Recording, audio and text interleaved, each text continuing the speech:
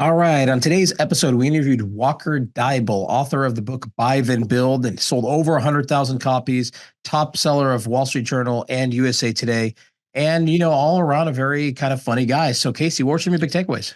And, Walker's got a great story. He's one of the first to move into this space and really take it away from just being, I went to college, I took this ETA program, and he's really talking kind of to everyone saying, hey, we democratizing per se, this whole private equity space to go, hey, I can go in 6 months, buy a company and become a CEO.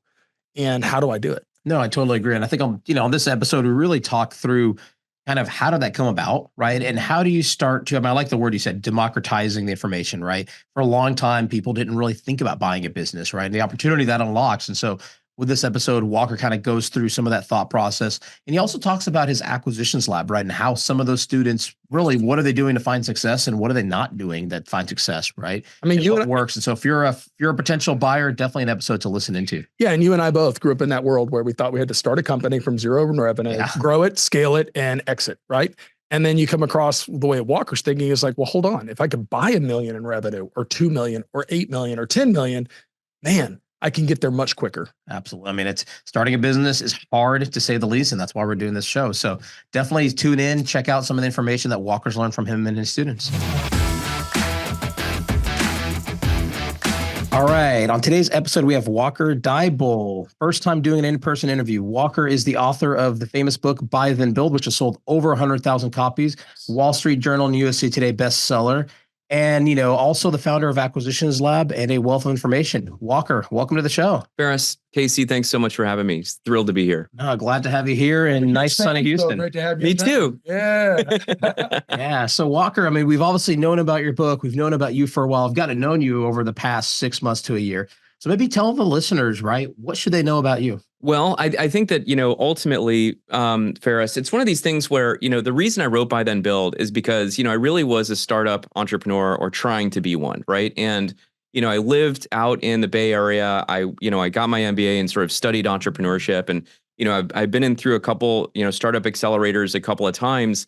And ultimately, I was just like, how come, like here I am living in St. Louis, right? And I would walk up and down Wydown, which is like one of the most wealthy streets like in all of Missouri. And you just walk around and it's like, how come we're all trying to be Silicon Valley, right? This was like 2000 to 2002, 2004 timeframe. And I was like, these people are not tech. Like Ladue, Missouri is one of the top 10 richest neighborhoods in the world, I think, if not the country, whatever it is. But like, it's one of these where not a single internet entrepreneur was there.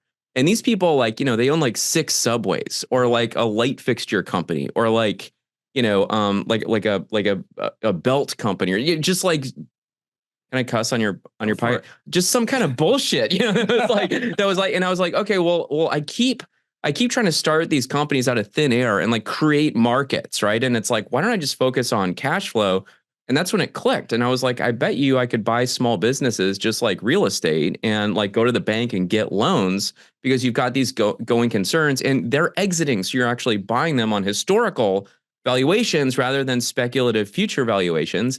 And it sort of led to me buying my first company and then ultimately 6 more and all the rest of it. And I started getting introduced by other entrepreneurs as someone who buys and sells companies. And this is early 2000s timeframe?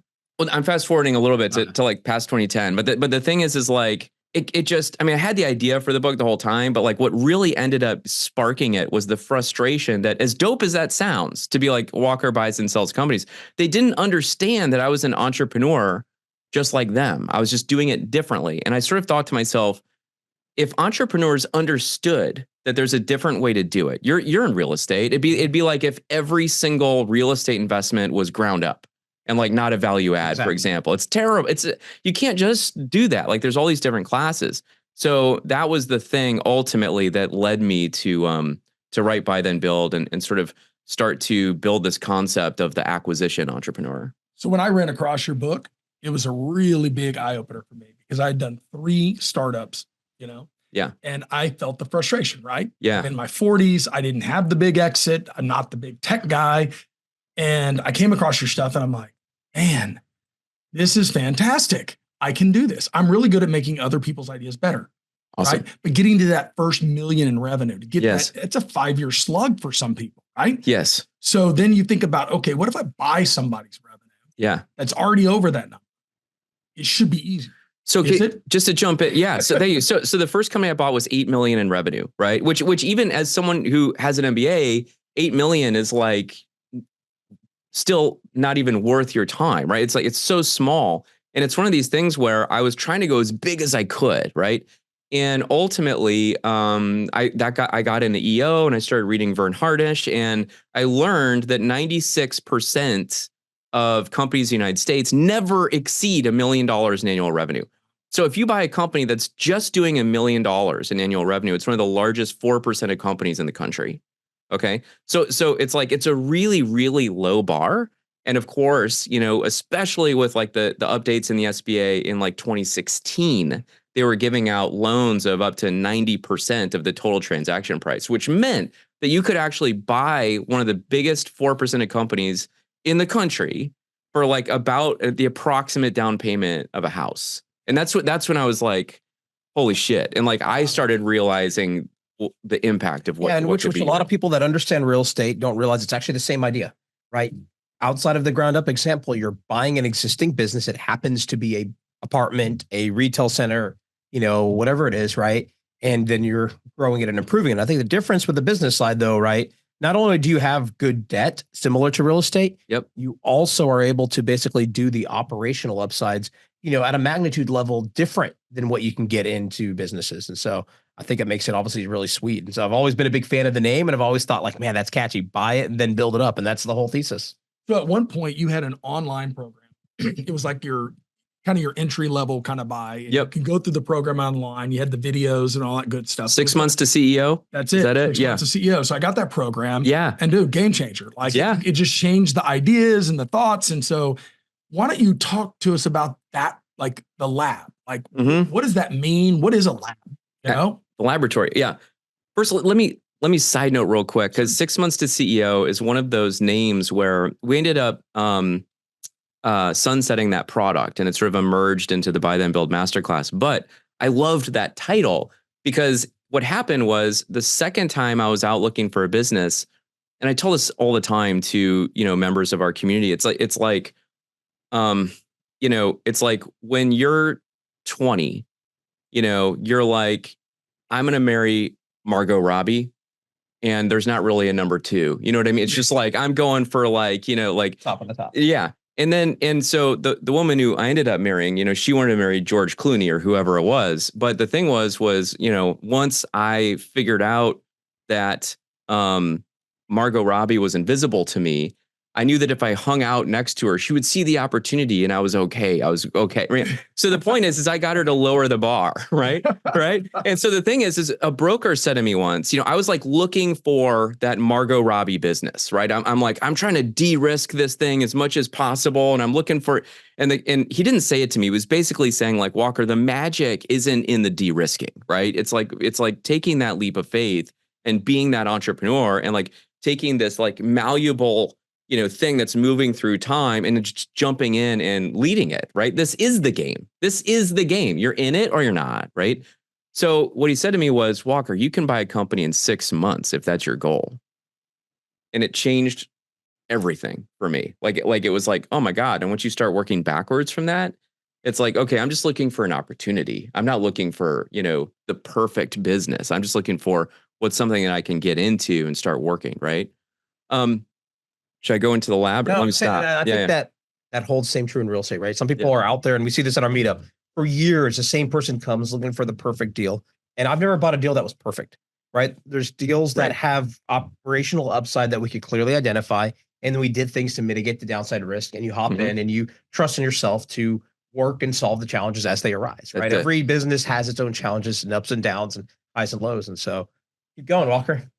Well, the acquisition lab was, so I got the idea for Buy Then Build, the book, around 2004 when I started my first search. And it's one of these where, I was coming out of business school. I was so familiar with like every aspect of business, having like textbooks and best practices. And this was like a major financial market. And there was like no information, right? I mean, it was fragmented. It was opaque. I couldn't get good data. There was certainly no best practices or any, like, it was crazy, right? And, in every single data point, there was like no statistical significance to any of it, right? It was just sort of like this guy over here, that person over there, like whatever was going on. So I was like, someone needs to write this book, right? And so I was like, I could write it now by interviewing people that have done it. But the truth is, I'm not really on the list of people that are allowed to write this book yet. It would just sort of be like the intern interviewing the masters, right? So I was like, screw that. I'm not going to waste my time writing a book. And maybe one day I'll be in that position. I did end up publishing it after I had bought, 7 companies and sold 2 or 3. I don't remember. But like, so, you get the experience first, right? Sure. And the lab, acquisition lab, I got the idea in 2010 when I first started working with this company called Veritas Prep. Okay. And so I owned a book printing company, and we ended up getting the Veritas account. We were printing all of their GMAT books, right? And the concept here was sort of like they were building a better mousetrap for test prep, right? And it was like, okay, you could take Kaplan or Princeton Review or whatever, but the concept was if you wanted to go to an Ivy League school, like you wanted to go to like one of the top 10 MBA programs out there, what are you going to go get the Kaplan book like everybody else? It was this sort of like elite test prep kind of model, right? And it was like, okay, well, how interesting would it be to build some kind of like business buyers boot camp, but like sort of build like the Harvard or the Y Combinator version of that. So even though we were the first ones to, and starting a couple of years ago, people were like, why should I buy your program instead of somebody else? And we were just sort of like, I don't even know what you're talking about. Good luck. If you have to ask a question, I'm sorry, that probably sounds egotistical, but it was like, what are you talking about? Yeah, thank you. But so it's like I know that and I said this to Chelsea, right? Or my co-founder. It's like if we are the first ones in a space, you're not usually trying to build the best one. You're just trying to like build one, right?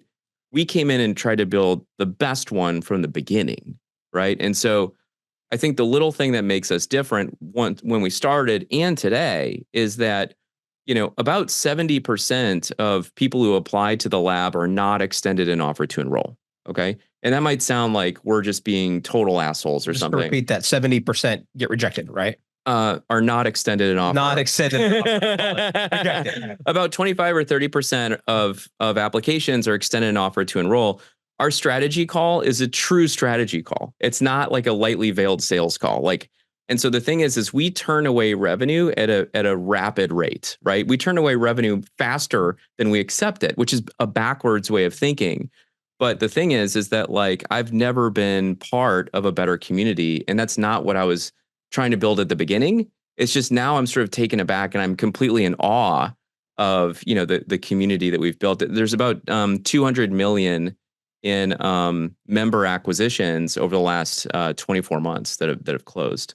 And and it kind of blows you away that people will spend hundreds of thousands of dollars to go to college, right? Yes. They say, hey, go to college, get a good job, all these good things. But now we're seeing the numbers are coming out, right? Mm-hmm. Where, hey, now I'm in student loan debt, unless it was forgiven, right? Yep.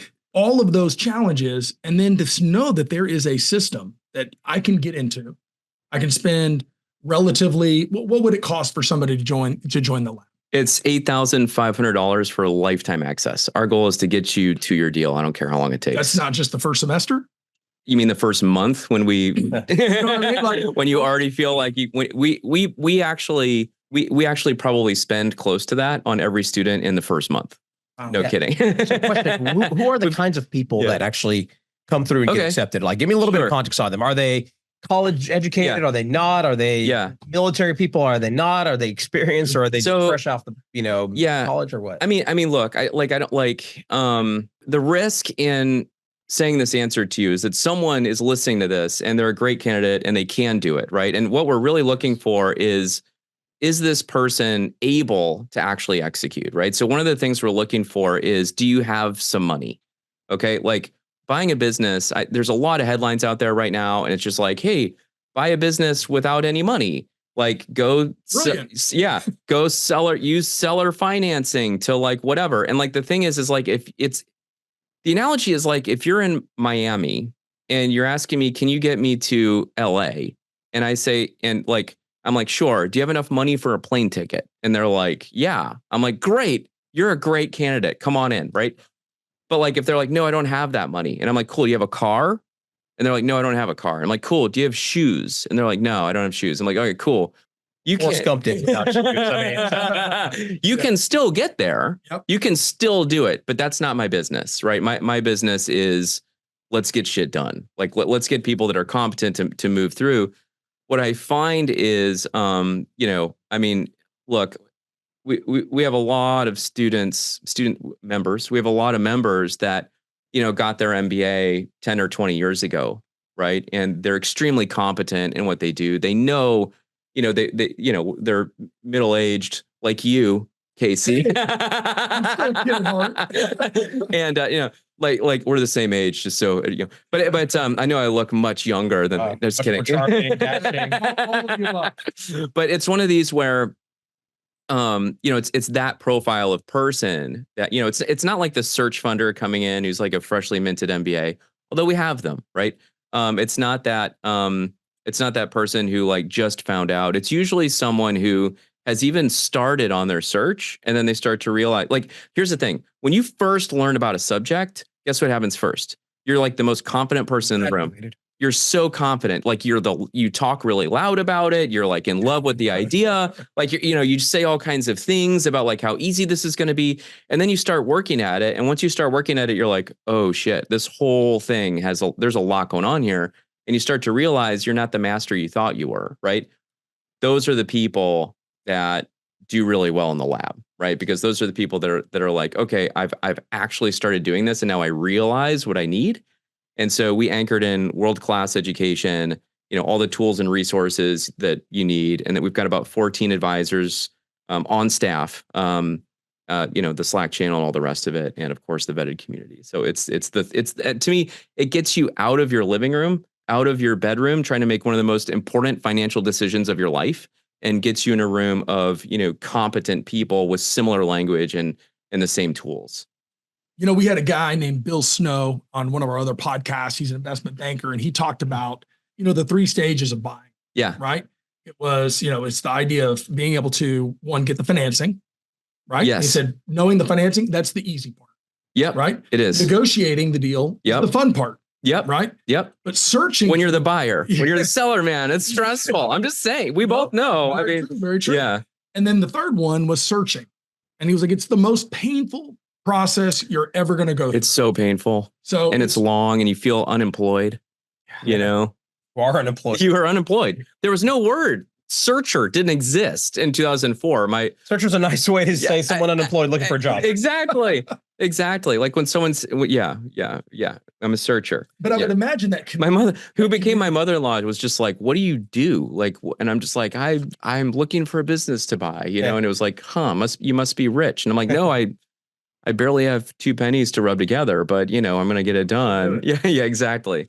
I mean, I put my entire net worth into buying companies multiple times, right? I mean, just to throw that out there, like this isn't something that, it's a commitment. It's a long-term, it's like real estate. It's not or a partnership. Usually they're not short-term things. So you got to have a plan and work it for the long haul. Yeah. So question, you've obviously had a lot of students come through the labs. Mm-hmm. How, I guess, maybe let me ask it this way. What are the kinds of businesses that you guys coach people to buy? Yep. Right. I know a lot of searchers are coached on, and you want to buy business with recurring revenue. You want to buy business that's more digital than hard assets. All of these things. Is there a specific type of business you coach students on? Yep. And then I'll ask the other side of that, which is, what are the kinds of businesses that you've seen students be the most successful with? Great. So the answer is kind of one and the same, right? And the truth is that I think that most people actually approach it completely backwards, right? Brokers included, right? I mean, you start going and talk to a broker, and the first question they ask is, well, what did you do before this? Like, what's your resume look like? Like, what industry were you in, right? And it's actually backwards. And the thing is that when people are looking at a business, they're trying to analyze what happened, right? But when you're buying that company, what you're doing is you're chopping the head off and you're replacing the head with your head. Okay? Do you understand? And so the thing is like, what is your head going to do to this instrument? Like, that's the levered point, right? And so the thing is if you read Buy Then Build, I've got a prep funnel in there that's all about focusing on you first and then looking at, the sort of opportunity, right? And so I think that it's number one, understanding what it is that you bring to the table as the CEO is more defining of what business you should buy than, a bunch of characteristics that have been outlined by search fund investors, which I'm happy to talk about. Number two is, like when I first started writing the book, I like idolized Jim Collins, right? So I was like, I'm going to write the good to great of acquisition entrepreneurship. And my editor was like, buying a business is an entrepreneurship. That's the antithesis of it. I'm like, no, you don't understand yet. You don't, yeah. So the thing was I started doing it, right? And I started interviewing. I think I did like 36 interviews. And then I was like, okay, because everyone would say, I'd ask them like, so what were you looking for? I had the same questions, right? And what were you looking? And they would all say the same thing. They're like, oh, I was looking for the same thing everyone's looking for. I was looking for, and then they would say something different from everyone else. And so I just started writing it all down. And two things occurred to me.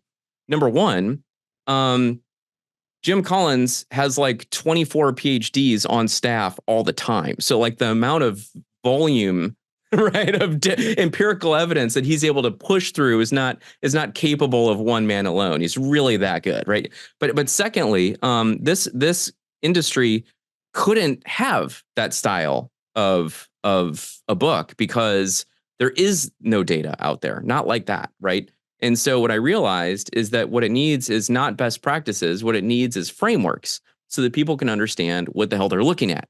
So as you start to understand what you bring to the table, then you start to understand what type of opportunity you're looking at, right? And so I sort of call it like, eternally profitable or turnaround or high growth or a platform business, right?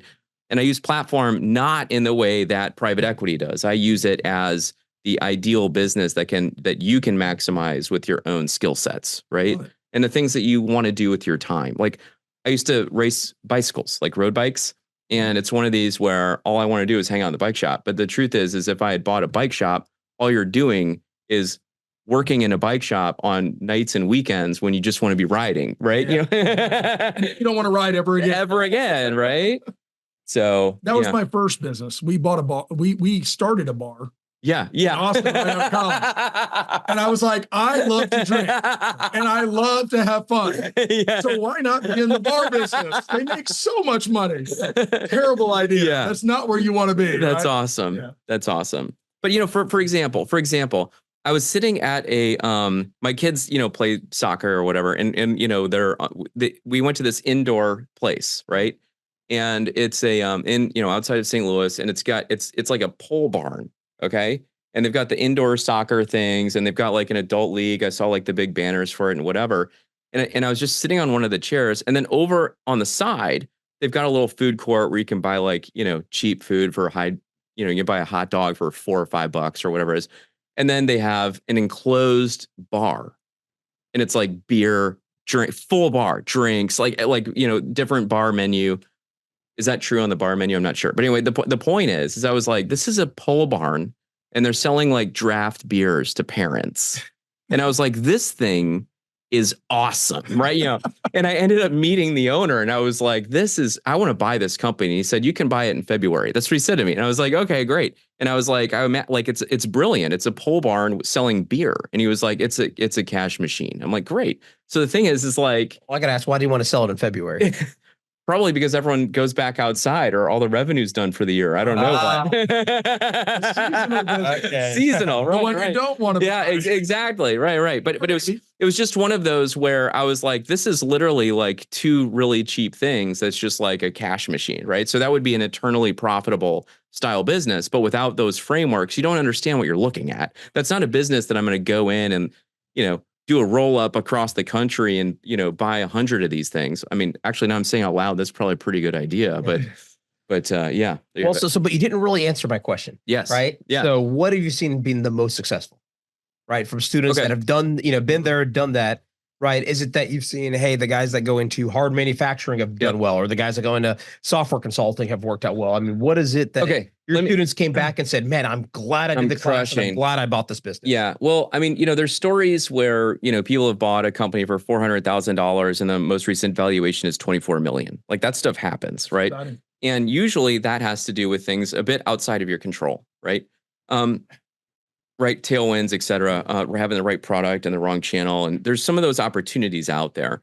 But by and large, that's an outlier. And I think that to answer it in reverse, I would say that honestly, the people that end up in trouble are the ones that buy businesses with low margins. You just don't have a lot of room for a hiccup, right? And so, like, if I have enough margin, if my key man leaves, right, I can backfill that person, and I've got time to do it. Even if you're overpaying them. Yeah, exactly. Yeah, especially if I'm overpaying them, because now I'm going to make more money, right? Because you have the margins to be able to overpay them, right? That's right. Yeah. So it's just one of these, like, whenever I see really tight margins, I always tell my members, I'm like, look, I can't tell you to buy or not buy a business, but I don't like this one at all. Like, I'm just letting you know, like, my 2 cents, right? So it's every once in a while, Feras, like, I'll see a business that someone will bring in and we're looking at it and it's just like, wow, this is a good one. And, it's just a combination of, business risks, growth opportunities, transferability.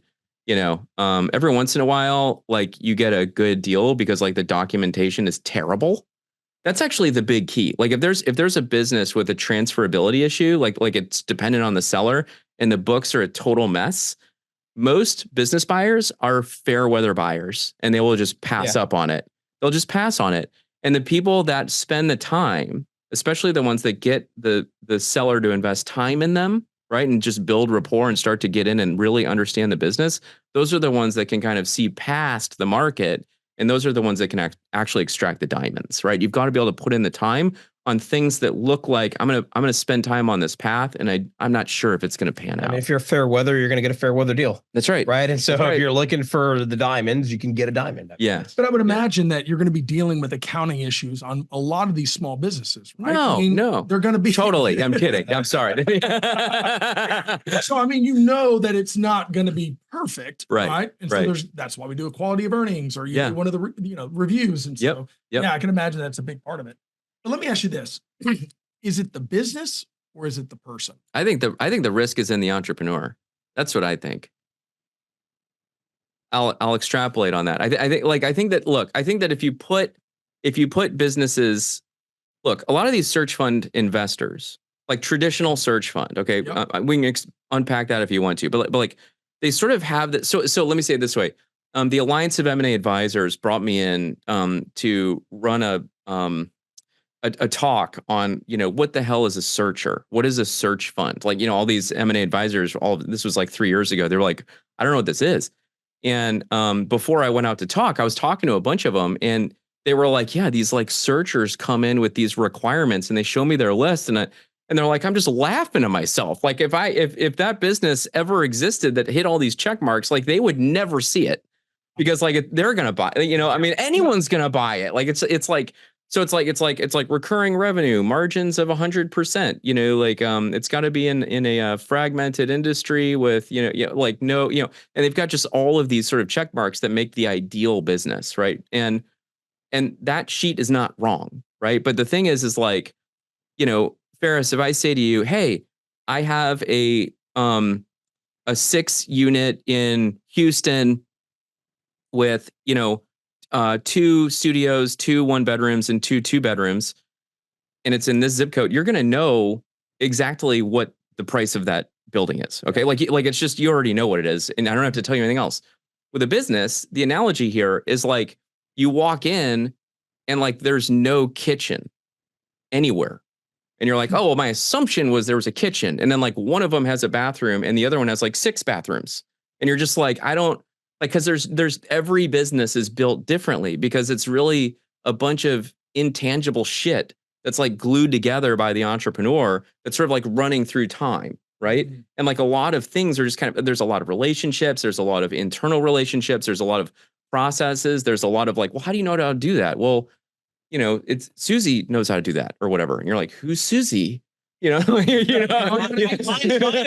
chasing down from one to the next to figure out what reality is. Exactly. Right? What is this? Yeah. Like, what is this thing is like the big question. All right. Well, so for those listeners that don't want to buy the labs, right? Yeah. You're going to tell them, hey, what is the one big piece of advice you really want them to go do? Right. Because again, you kind of, your answer was any business that makes sense. Yeah. Where the entrepreneur can probably step in competently and perform. Yep. Right. But is there something that, that a lot of people shy away from that you're like, hey, you should go pursue this? In terms of people that want to buy a business? Yeah. As a business, like maybe I'm asking like an industry, right? An industry that everybody shies away from that you're like, you know what? There's real potential in this industry if you guys go do this. Or maybe not. You don't have an answer. To acquire in a specific industry? Yeah. Like, is there something that you see students constantly turn away from that you've seen others really succeed in? And for those that are just listening, wanting to look at their first business, that it's your little nugget of advice? I mean, look, I think that I'll start this way. Like the M&A Launchpad podcast is free. Okay. It's awesome. It's great. You guys have a conference. It's coming up fast. By the time someone's listening to this, it's next year. Yeah. But I mean, there's a lot of, free and low cost items. Like writing Buy Then Build cost me millions of dollars over a decade of my time and 4.5 years of actively writing. Right. So like, it's like $17. You know what I mean? Like if you're not going to spend $17, then like you probably shouldn't buy a business. Hey, we didn't pay Walker to say any of that. But. So the next thing I would tell you, Feras, is let me give you what I would have answered probably a week ago. Okay. And that's the following. I all of a sudden I was cornered at this conference and one of the members was there and he said, what industry should I buy in? I was like, well, I don't know. And I was giving him all my answers and he's like, no, Walker, what industry should I buy in? And I'm like, smoke screen number 2, blah, blah, blah. And then he took me over and he sat me down and he was like, look, man, tell me, what are you thinking in your head right now? And I was like, boat marinas. And he was like, tell me. And I'm like, they're all over the place. It's just like a fucking, sorry, can I say that? I'm like, it's like people are renting spaces. They've got their boats there. Like, it's just like real estate play. Yeah. It's more real estate. It's sort of like, people talk about coin laundry and this kind of stuff as if you're buying a business. You're not. It's real estate, right? This is real estate. But boat marinas also have beer. Didn't we cover that? I'm just kidding. But anyway, yeah. But here, I mean, the thing is that like I was thinking that's a cash cow, and that like if this guy was wanting to like go buy a whole bunch of businesses in one vertical, so I was like, go that way. And he was like, cool. And then we talked last week, and he met somebody in private equity, and it turns out I didn't know this, but private equity has apparently been in that space for a decade. And he sat him down, and he was like, look, Eric. I forget the numbers, forgive me, but like, it's basically like, look, so there's, whatever, 100,000 boat marinas in the country. And, but the truth is that only, 20,000 of them have over, 12 boats or whatever. And so operate at scale. And all of those have already been acquired. Like there's like 2 people. So your TAM is 0. Yeah, exactly. Yeah, exactly. So it's sort of like, I think it's like, I really advise against buying that starter business in order to leapfrog it, because you're going to end up with a distraction, like a side business that is too small that now you got to spend time on. You don't want to deal with it, but like, if you were to just be like, I want to buy something and just start to get, maybe something like laundry or, a boat marina might be down that path. All right. There's an answer. So it's the non-answer. Like that's not actually what I recommend. What are you running for president? It's such a hard question, right? Because I think really at the end of the day, someone's got to be somewhat passionate about what they're doing a little bit, right? They can't just go, oh, well, I'm not into that, right? Yeah. I like heavy machinery stuff, right? Yeah. I love Tonka toys as a kid. Yeah. I like to do all that stuff. So when I get around factories and manufacturing, I can't explain it. Juiced. I do. Yeah. I get excited. I want to see it. We have trucks. I have 15, 18 wheels, right? Mm-hmm. When I get around them, I'm like, man, these are awesome. They don't make a lot of money, but you still got to understand the business model. So I would imagine some passion has to be around totally some of the business. If someone asks you what you do and you feel not thrilled to answer, don't buy that company. Yeah, right? That's actually a very good point. And so I think that, I also think that, I'm sorry, I forgot what I was going to say. I was thinking about what you were talking about. No, I mean, but to the point you said earlier, right? Whenever you first learn an industry, you get really Yeah. excited about it. Oh, Right. And you have a lot that there's the highs and lows of the industry, and you need to stay some level of passionate about what you're doing. So it's also, we talked about skill set a little bit. And one of the things that I learned, look, I mean, Casey, we talked about this last night. One of the things that you learned is you didn't get it right the first time, right? Or the second or the third, right? Yeah, probably me neither. But you get better. You get better, right? And the thing is like the first company I bought, I learned this lesson. And the lesson was I can manage blue collar workers. I can manage white collar workers. I have a really, really hard time managing both in the same company. So like I have a company right now that's all white collar. I have another company that's all blue collar, but like I'm not putting them all in a room and trying to talk to both of them and like thread that needle. Like to get respect from blue collar workers, you've got to do different things. Right. And like when you're doing those things, I'm not going to go so far as to say you're like losing respect from the white collar workers, because like you have to like earn that too. But it's a different game, right? It's like being a service provider and operating a machine are two completely different, lifestyles. And so I decided that I didn't like those things. And I was talking with someone in the lab last Tuesday, and they love that like vertical management. And I was like, wow, that's like an art form. So, you have to be passionate. And so maybe before we run out of time, one more quick last question. What is the biggest mistake you see people do on the acquisition? Okay. I'm going to say something incredibly unpopular right now. I think they get in their own way. Like it's like the deals that don't get done, right? I think that there's a lot of deals that could get done, and people just they spend a lot of time. People spend a lot of time warming up, right? Is this not? Maybe this isn't your question. Like, are you at like you're checking for closed deals? Well, I was talking about post deal, but I mean that's probably a good answer too, right? I think one of the getting in your own way is, and I see that a lot in the real estate side too. So can I look? I mean, if you're buying a stock in the stock market, right? You're paying like a 19 times earnings on that company. All right. And yes, I'm not managing it. It's passive. It's like, here's like $5 or $100 or 10,000, whatever your, portfolio is. And so, but the thing is like, you're not thinking about it. And that's one thing, but just to compare it to like these Main Street, let's just say sub $5 million businesses, like $1 million to $5 million transaction. You're talking about companies that are trading at 3, 4, 5 times, right?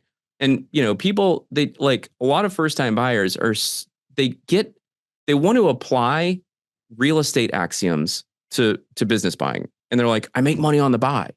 And they go waffling back and forth on the $25,000 thing that they want the seller note, or, it's just like, dude, I look at what they're asking. I like brokers. People want to go around brokers. I'm like, good luck. You're going to figure out that those sellers aren't ready to sell. Like you're going to waste a lot of time. I like going to brokers because the sellers are ready and there's a price usually right on the thing. And I can look at it and be like, that's a X multiple of whatever. I know what the seller wants. I know what's in their mind. And if I like the business, the odds that I'm just going to walk in and pay that asking price cash at closing are close to 100%. I don't really like messing around. I just go in and say, boom, here you go. It's a good point to wrap up with, which is ultimately, if you're dead set that, hey, the business is worth 4X, let's say you stepped up and you paid a 4.5X. What does that truly mean? Mm-hmm. It means you're operating the business for another 6 months longer than you expected. That's all it means, right? But you still got into the business. Yeah. The business had all the cash flows to be able to pay it for another half a year. And in the grand scheme of things, half a year is not really a long time. Yeah. Right. So would you let that 4 versus 4.5X break the deal? That's right. You really shouldn't. That's exactly right. All right. So we're going to jump into our rocket round. Okay. Oh, okay. We want to know about you. Yes. Right. Our listeners want to know. All right. So we're going to ask you 3 questions. Okay. Just give us what you got. So what do you like to do in your free time? I hang out with Feras and Casey. Yeah. I'm spending a lot of time writing right now. I've got another book in me, and I've got a table of so I guess I would answer writing, but the truth is I've got 3 girls, 13, 11, and 9, and so I play backyard soccer. Man, my footwork is getting better. Good. You're gonna make it. All right. Next question: mm-hmm. What is your most memorable moment in your business journey so far? It's either when I almost went bankrupt or when I sold my first company for 7 figures. All right, the highs and lows right there. I thought you were going to say the podcast with Feras and Ben. Close second. What's your favorite business tool or resource? What do you like to use? Okay. So, I mean, guys, is it a cop out if I say my network? No. I mean, I think you're, I mean, what do they say? Your net worth is in your network. It's very true. I spent decades building my network, and it is so rich. I value it more than anything else. And just to be able to sit down with you guys in Houston here today is a testament to that. No, I totally agree with that. Right. I mean, one of the phrases I heard that really I like is just not just about who you know or what you know, it's who knows you. Right. And it goes both ways in being able to add value and also get value. Well, and I know this is a rocket round, but I think the thing is that in life, whenever we're experiencing either something really good or really bad, you're dealing with something that is, like 3 standard deviations away from like normal life. And you're either struggling or like uniquely celebrating whatever it is, and you're trying to figure something out. And the truth is that there's always somebody in my network that has the answer. And so like you can always go on sort of a treasure hunt to figure out who is it that I know that can help me work through this thing right here. And that's my favorite resource at the end of the day. Awesome. I love it. Well, there you have it. Yeah. And I just want to say, and we get no sales, no commissions or anything off the book. But if you are listening to this and you have not read Buy Then Build, go out and get Buy Then Build. I'm telling you, join the lab, get the education, because for people like myself that kind of tried to bypass a lot of those things, I could have shortened the learning curve and had this network of walkers to be able to answer the questions and get them done. So go out there and get it done. Get that Buy Then Build. I completely agree. And Walker, last question. For those that want to get a hold of you, what's the best way to get a hold of you? Probably LinkedIn. LinkedIn? Yeah. All right, Walker. Well, hey, thank you very much for having us on the show. Glad to have you on. Thank you so much. Honor's mine. Thank you for listening to the M&A Launchpad Podcast. If you've enjoyed today's podcast and would like to support us, please leave us a rating and a review after you listen. I'm Casey Minshew, and I look forward to talking with you next week.